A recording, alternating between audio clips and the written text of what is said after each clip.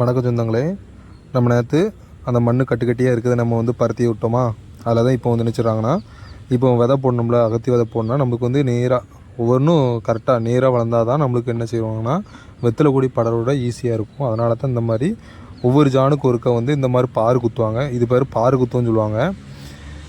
இப்படி தான் ஒரு பச்சை கம்பை வெட்டி அது அவங்க கைக்கு தக்கன அடக்கமாக வச்சு ஒவ்வொரு ஜானுக்கும் ஒருக்க ரெண்டு குழியாக போடுவாங்க. அதே மாதிரி அந்த சைடு ரெண்டு குழியாக போட்டோன்னே நலம்போது இந்த வெத்தலை கூடி படரோட ஈஸியாக இருக்கும். இதுக்கு பேர் தான் அகத்தி பாரு குத்துன்னு சொன்னாங்க. இப்போது குத்தி முடிச்சாச்சு. இன்றைக்கி வந்து அடுத்த வீடியோவில் நினச்சிக்கிறோம்னா நம்ம விதை எத்தனை விதை போடுறத பற்றி நம்ம அடுத்த வீடியோவில் பார்ப்போம். வீடியோ பிடிச்சிருந்தா லைக் பண்ணுங்கள், சப்ஸ்கிரைப் பண்ணுங்கள்.